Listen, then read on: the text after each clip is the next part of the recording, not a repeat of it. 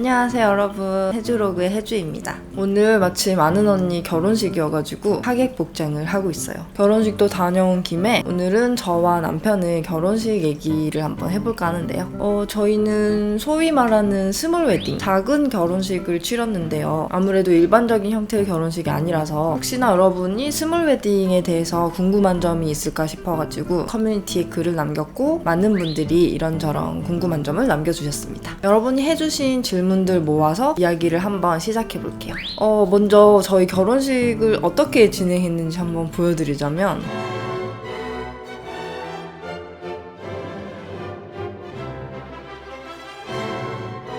일단 장소 섭외부터 부케 만들고 공간 꾸미는 것까지 저랑 남편이 전부 직접 했고, 포스터, 청첩장 이런 것까지 전부 제가 만들었어요.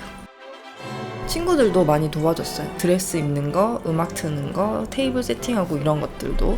신부 대기실은 따로 안 뒀거든요. 그때가 크리스마스의 연말 시즌이라서 잔잔한 캐롤 같은 거 틀어놓고 손님 오시면 직접 가서 인사도 하고 돌아다니면서 얘기도 나누고 이렇게 손님들을 기다렸고요. 주례는 따로 없이 사회자가 다 진행을 해주셨어요. 또 저희가 직접 마이크를 잡고 신랑 신부 소개도 하고 감사 인사도 드리고 반지도 교환하고 친구 축사도 같이 들었었고요. 홍대에서 버스킹 하시는 밴드 한 팀을 섭외해서 같이 공연도 즐겼습니다.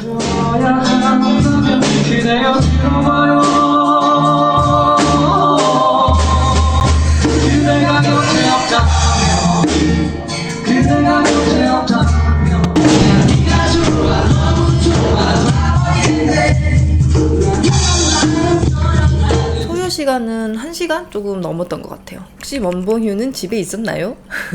네, 고양이들은 집에 있었고 안 와서 서운하더라고요. 그때 요지는 아직 태어나지 않았을 때입니다. 스몰 웨딩을 하게 된 계기, 제일 많았던 질문. 우리도 뭐 처음부터 스몰 웨딩을 하자 이런 건 아니었고 이 얘기 저 얘기 해보면서 되게 천천히 생각이 바뀌게 된 것 같아요. 아마 스몰 웨딩을 뭐 한 번이라도 상상 고민해보셨던 분이라면 늘 하는 그런 결혼식에 이런저런 의문이 든 경험이 있을 것 같긴 해요. 특히 저는 이제 여동생 결혼식을 가장 가까이에서 준비를 도와주면서 그 30분짜리 결혼식에 좀 현타가 왔다고 해야 되나? 어릴 때는 멋진 신랑 예쁜 신부 모습만 보였었는데 좀 경험하는 결혼식이 늘어나고 또 바로 옆에서 그렇게 결혼식을 보고 있으니까 물음표들이 좀 생기더라고요. 주례 선생님 말씀에 아무도 집중을 안 하고 있다거나 결혼식 끝나기도 전에 밥부터 먹으러 가는 사람이 있다거나 아직 식이 끝나지도 않았는데 다음 결혼식 축의금을 벌써 막 받고 있고, 어쨌든 의문은 조금씩 들었지만 평범한 웨딩은 싫어, 절대 안 해, 이런 것까진 아니었어요. 그래도 어쨌든 결혼식은 멋진 행사고 즐거운 자리고 뭐 정해진 대로 하면 되겠지 하는 생각이 더 강했거든요. 그러다가 그때 한창 연예인들이 스몰 웨딩이라는 걸 좀 하기 시작했던 것 같아요. 그런 기사랑 사진들을 좀 접하면서 내가 알고 있던 그런 식으로 꼭 안 해도 되는 건가? 그렇구나 하고 좀 놀랬던 것 같아요. 또 기사에 막 댓글 달린 것들도 보면 이런 결혼식도 나쁘지 않지 하는 그런 사회적인 분위기도 좀 느껴졌다고 해야 되나? 그런 생각들이 하나하나 쌓였고 또 비슷한 생각을 가진 남자랑 연애를 하면서 비슷한 얘기들도 많이 나누고 하다 보니까 실제로 실행에까지 옮기게 된 거죠. 둘 다 막 워낙 일 벌이는 걸 재밌어하는 성격이어가지고. 부모님 반응 궁금해하시는 분들도 많았어요. 오히려 남편의 부모님은 정말 진심으로 니들 편한 대로 원하는 대로 해라, 엄마 아빠야 상관없지만 해주가 너무 서운해하지 않겠느냐 이렇게 걱정해 주실 정도였거든요. 원래도 아들들 삶에 딱히 참견을 안 하시는 분들이었고 사실 금전적인 도움을 크게 안 받았기 때문에 원하는 대로 할 수 있었던 것 같기도 해요. 문제는 이제 우리 아빠였죠. 전형적인 옛날 아버지이기 때문에 또 남들 하는 만큼은 해야 된다는 생각도 가지고 있었고 뿌린 축의금 걷어야 한다 이런 생각도 당연히 있었고, 그래서 저는 결혼 얘기를 좀 훅 시작하기보다는 밑밥부터 깔고 좀 오래전부터 천천히 얘기를 꺼냈어요. 요새는 이런 결혼식도 많이 한데 결혼식이 다 무슨 소용이고 안 하면 어떨 것 같은데 이런 식으로 살짝 떠보기도 하고, 막 이효리가 스몰 웨딩 한 거 이런 걸 또 보여주니까 뭐 아빠도 이런 것도 괜찮네, 결론적으로 나 이렇게 하고 싶다 말씀을 드렸더니 처음에는 뭐 다 큰 성인들인데 아빠가 뭐 할 말이 있나 알아서 해봐라 오케이 했다가 나중에는 그래도 남들 하는 건 다 해야지 하다가 막 아빠도 오락가락 했었던 것 같아요. 아무래도 처음 보는 형태의 결혼식이라서 아빠도 마음 먹기가 쉽지가 않으셨나 봐요. 그러다가 나중에는 적당히 타협을 해서 아빠도 오케이 하셨고요. 일단 뭐 저도 그렇고 우리 남편도 그렇고 형제 자매가 먼저 결혼을 했던 게 있어서 부모님도 욕심을 많이 내려놓을 수 있었던 게 아닐까. 스드메에 대한 질문도 많았어요.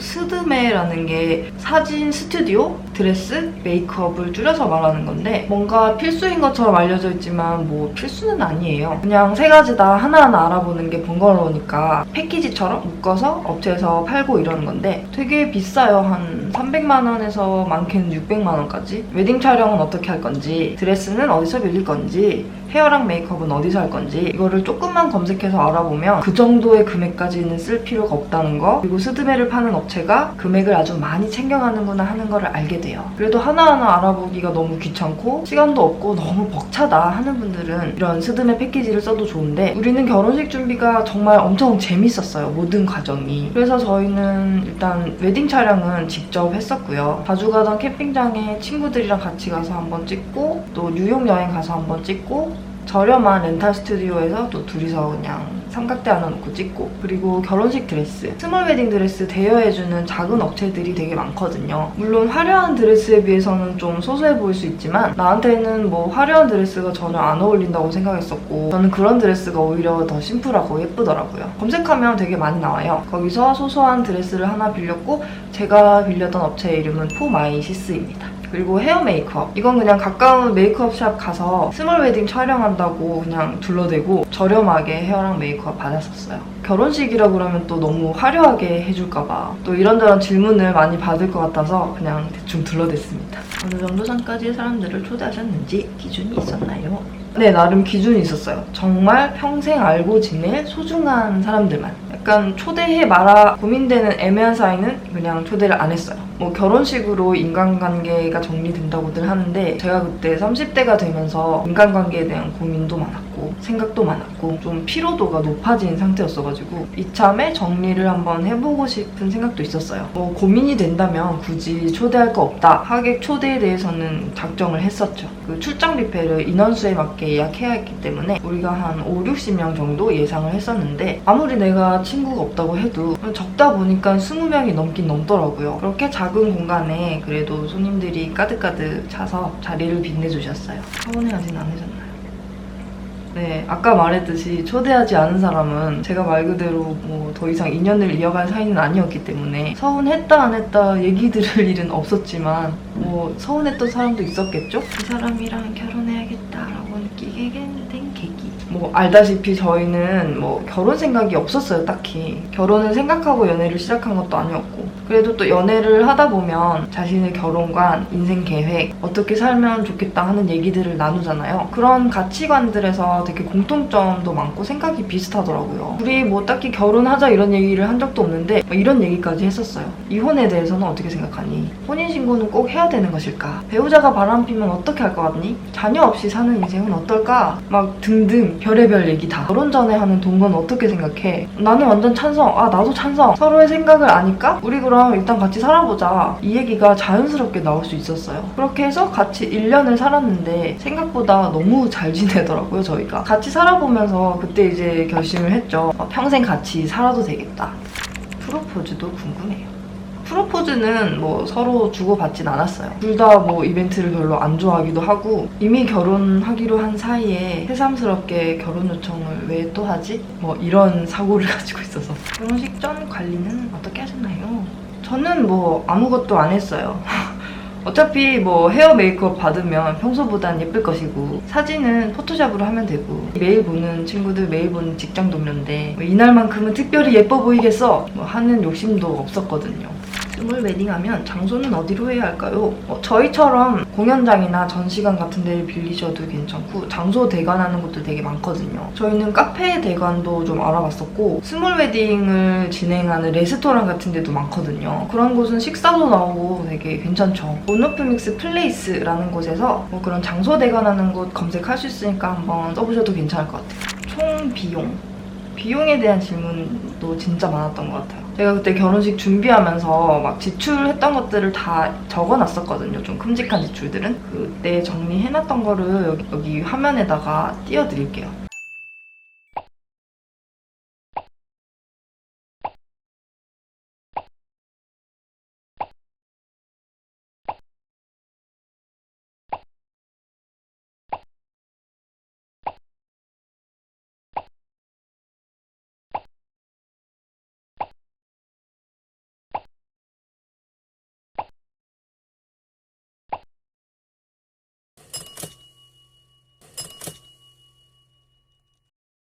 뭐 우리는 이 정도 들었지만 또 다른 형태의 스몰 웨딩을 준비하신 분들은 또 비용이 완전히 다르겠죠. 뭐 일반적인 웨딩은 저도 비용을 잘 몰라서 비교할 수는 없지만 뭐 아무튼 우리는 이 정도 들었다는 거. 스몰 웨딩이라고 불리지만 뭐 비용은 하나도 안 스몰하다 뭐 이런 말도 있지만 사실 스몰 웨딩이라 불리는 게 뭐 딱히 정의는 없을 거예요. 저도 그냥 뭐 표현을 스몰 웨딩이라고 했을 뿐이지 저희 맘대로 치룬 결혼식이라고 생각하거든요. 스몰 웨딩을 하겠다고 막 비용을 무리해서 아끼기보다는 자기가 하고 싶은 만큼 만족하는 만큼 준비하면 되는 것 같아요. 어떤 의도는 뭐였을까요? 기획의도 단순합니다. 우리 진짜 결혼합니다 하는 걸 알리는 자리. 결혼식 어떻게 해볼까? 막 이런저런 얘기들을 한 달 넘게 나누다 보니까 이게 다 무슨 소용이람 하는 생각까지 다다라서 나중에는 막 결혼식조차 하기 싫어지더라고요. 그냥 다 뭐 불필요한 허례허식 같기만 하고. 근데 결혼식이라는 게 따지고 보면 하나의 의식이잖아요. 우리가 가족이 됩니다 하는 거를 알리는 자리? 그런 본질이 분명히 존재하더라고요. 그 본질을 위해서라도 결혼식은 꼭 해야겠다 하는 결론을 내렸습니다. 단 본질을 잊지 말고 남들 시선 의식할 것 없이 우리 나름대로 소중한 시간을 잘 꾸며보자 이렇게 결심을 했습니다. 가장 힘든 점이 무엇이었나요? 아무래도 진짜 처음부터 끝까지 우리 둘이서 준비하는 거라 챙겨야 될 게 한두 개가 아니었거든요. 말 그대로 행사 준비라서 정말 신경 쓸 게 많거든요. 막 전날 밤까지도 준비하느라 새벽 4시에 자고 딱 3시간 자고 아침 7시에 일어나서 또 준비 계속하고 막 행사할 때도 정신이 없어서 피곤한지 어쩐지도 모른 채 시간이 다 지나갔는데 끝나고 나서 진짜 완전 기절했죠. 일반 예식도 힘들어서 진이 다 빠진다고 하는데 저희는 진짜 너무너무 힘들었어요. 결혼식 전날에 무슨 기분이셨나요? 엄청 떨리고 걱정될 것 같은데. 네, 방금 말했듯이 흔히 말하는 그런 신부의 기분 이런 거는 느낄 새가 없었어요. 준비물 빠뜨린 거 없나 체크리스트 이거 확인하고 막 챙기느라 정신이 없었습니다. 여기까지가 제가 준비한 답변들입니다. 궁금하셨던 것들이 좀 해소가 됐을지 모르겠어요. 아, 저렇게 생각하고 진짜 저렇게 사는 사람들이 있구나 하는 가벼운 마음으로 봐주셨으면 좋겠습니다. 저희가 이제 한 3년 정도 살았는데 앞으로 살 날이 한 4, 50년 더 남았잖아요. 앞으로도 이렇게 사이좋게 잘 살아가 볼게요. 아무튼 끝까지 시청해주셔서 감사하고 또 다음 영상에서 만나도록 하겠습니다. 안녕. 옷 갈아입어야지. 안녕. 그대여 들어봐요.